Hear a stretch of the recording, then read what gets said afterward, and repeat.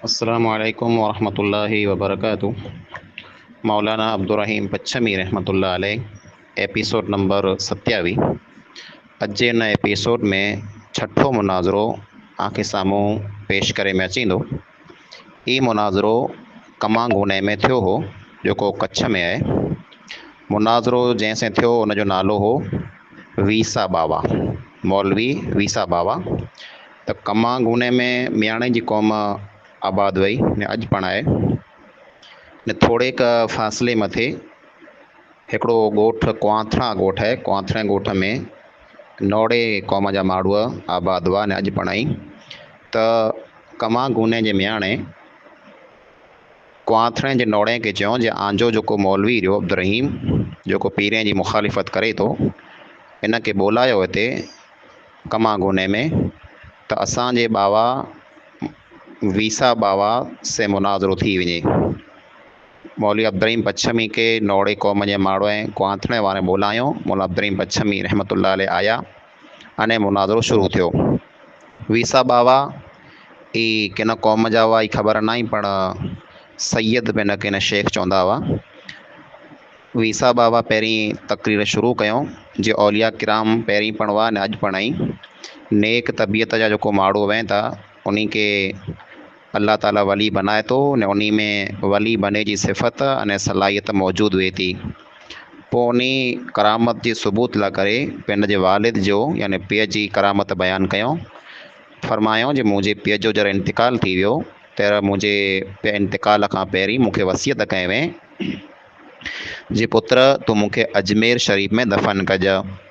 पोइ अब्बा जो जॾहिं इंतिकाल थियो त मूं ई सोचियो जे अब्बा त पिणु जेको हुआ से वॾा वली हुआ, करामत वारा हुआ, त इन खे अजमेर में दफ़न करे जी को ज़रूरत आहे। इन खे हिते ज दफ़न करे छॾियूं त जीअं ज़िंदा हुआ तंहिंसीं असांखे करामतूं ॾेखारियूं अने फ़ाइदो मिलियो त इन जी मौत खां पुठियां पण असांखे फ़ाइदो मिले।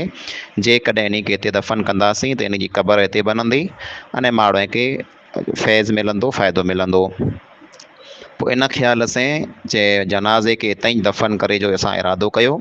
जनाज़े खे खणी क़बर जे अंदरि जर रखिया सूं तर जेको बाबा साहब हुआ उन जे जिस्म खे हरकत मिलई, उन हरकत ॾिनो पंहिंजे जिस्म खे, अने पोइ उभा थी विया अने पोइ उॾी करे ने किबर पीर वटि पुॼी विया। किबर पीर बचाव तालुके में आहे, उते पुॼी विया। यानी विच में हिकिड़ो सॼो तालुको हो, उहो तालुको इंजार तालुको टिपी अने बचाव पुॼी विया।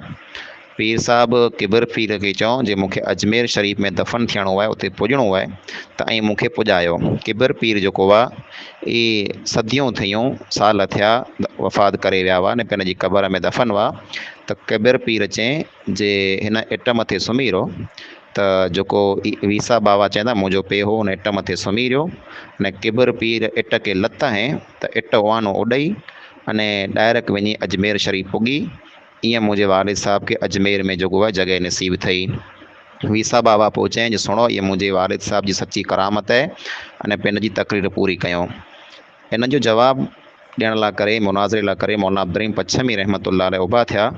त मियाणे क़ौम में जा हिकिड़ो माण्हू हो, उन चई जे ए मौलवी तूं औलिया किराम जूं बुराइयूं कई थो, औलिया किराम जूं कमियूं ऐं कोताहियूं बयानु कई थो, औलिया किराम जी गुस्ताखी कई थो, अल्लाह जे वली जे बारे में बुरो भलो चए थो। पण जेकॾहिं असांजे वली जे बारे में कीअं पण हेॾा होॾा फैल कुझु त हिते ई जान थो जीअं आउं गिनी गिनंदुसि, मारे विझंदुसि। मौलाना अब्दुर्रहीम पच्छमी रहमतुल्लाह अलैह फरमायो जे बा तूं मुंहिंजी ॻाल्हि सुण। पहिरीं आंजी जेको बावा वीसा तकरीर कयो हुयो उनजो आउं जवाबु ॾियां थो ऐं जवाबु सुणी गिनो अने पोइ ऐं फ़ैसिलो कजां जे सचो केरु आहे ने खोटो केरु आहे। मौलाना अब्दुर्रहीम पच्छमी रहमतुल्लाह अलैह पंहिंजी तकरीर शुरू कयूं, अल्लाह जी तारीफ़ कयूं, नबी सल्लल्लाहु अलैहि वसल्लम मथे दुरूद पढ़िया अने पोइ फरमायो जे आउं नबी सल्लल्लाहु अलैहि वसल्लम जो हिकिड़ो सचो वाक़ियो आंखे सुणायां थो। गौर से सुणिजा, इहा को लैला मजनू जी कहानी न आहे, बल्कि सची ॻाल्हि आहे, नबी सल्लल्लाहु अलैहि वसल्लम जी सीरत जो हिसो आहे। ग़ज़वा उहद में नबी सल्लल्लाहु अलैहि वसल्लम मथे दुश्मन हमलो कयो, जंहिंजी वजह से नबी सल्लल्लाहु अलैहि वसल्लम जा ॾंद शहीद थी विया अने हिकिड़ी नीचाण वारी जॻह हुई जंहिंमें नबी सल्लल्लाहु अलैहि वसल्लम किरी पण पिया हुआ।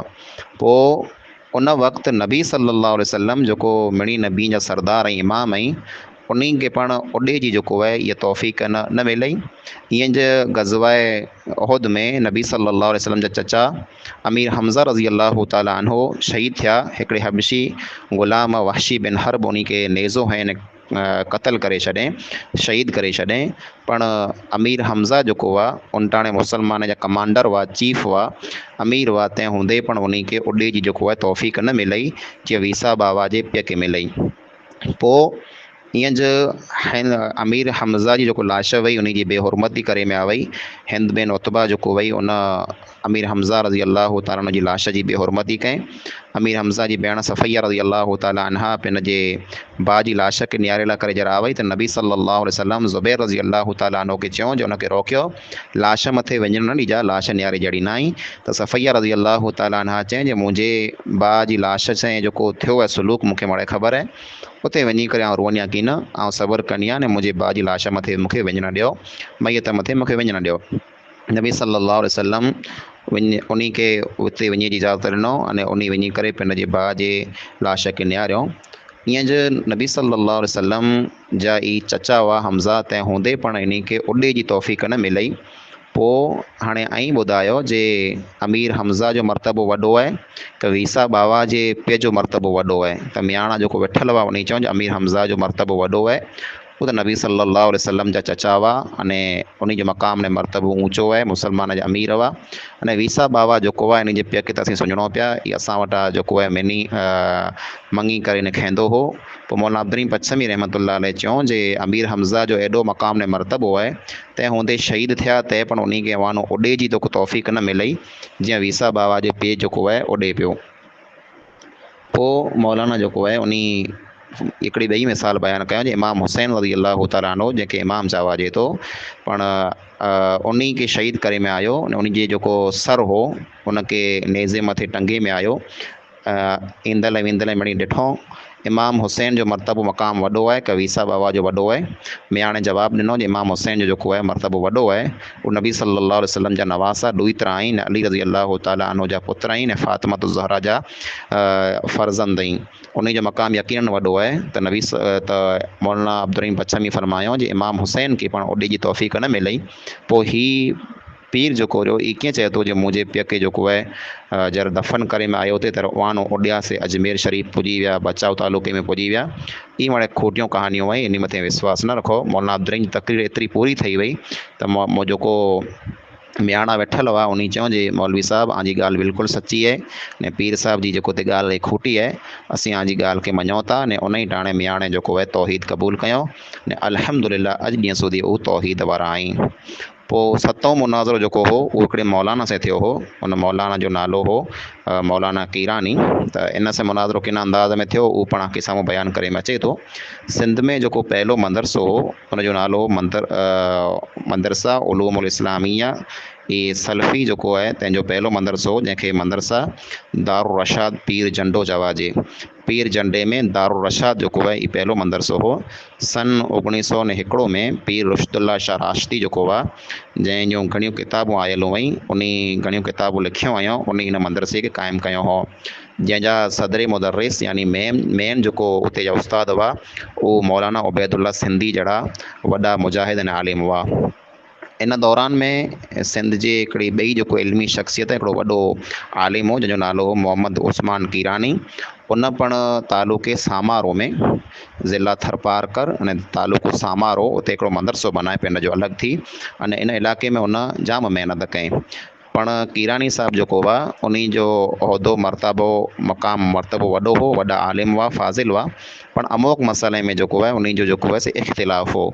त उन इख़्तिलाफ़ मथे मौलाना अब्दुर्रहीम पच्छमी रहमतुल्लाह अलैह से इन जो जेको मुबाहिसो ने मुनाज़रो चालू थियो लिखित में, यानी मौलाना अब्दुर्रहीम पच्छमी पिन जो जवाब ने सवाल लिखंदा हुआ त साम्हूं मौलाना उस्मान कीरानी जवाबु ॾींदा हुआ ने पोइ वरी मौलाना अब्दुर्रहीम पच्छमी उन जो जवाबु लिखंदा हुआ। त इन मसइले मथे ॻाल्हि ॿोल हलई पे, तहरीरूं लिखाणियूं पे, जवाब मथां जवाबु लिखाणो पे। ऐं पोइ ई मड़ तहरीरूं जेको हुयूं ई मौलाना सिंधी अने मौलाना उबैदुल्ला सिंधी अने उन जेको साथी हुआ उन मदरसे में उनखे हलाए में वयूं। त मौलाना अब्दुर्रहीम पच्छमी जेको तहरीर हुई लिखियल जेको वई उन मथे उन सही करे ॾिनो जी इहा सही है। ऐं पोइ मौलाना उस्मान कीरानी वटि उन तहरीर खे हलाए में आयो, पर मौलाना उस्मान कीरानी उनटाणे न मञिया, उन वरी जवाबु लिखियो। पोइ वरी मौलाना अब्दुर्रहीम जवाबु लिखियो। लगातार ई तहरीरूं लिखाणियूं पियूं अने लगातार इन मथे मुबाहिसो थियो, मुनाज़रो थियो।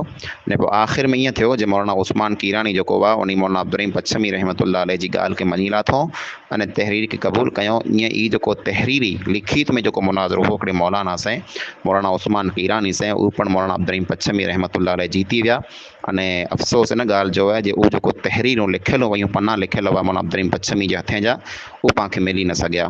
हिते मौलाना अब्दुर्रहीम पच्छमी जा 7 मुनाज़रा जेको यहाँ के साम्हूं पेश करे में आया अने 7 मुनाज़रा मौलाना जा पूरा थी वेंदा। अस्सलामु अलैकुम वरहमतुल्लाहि वबरकातुहू।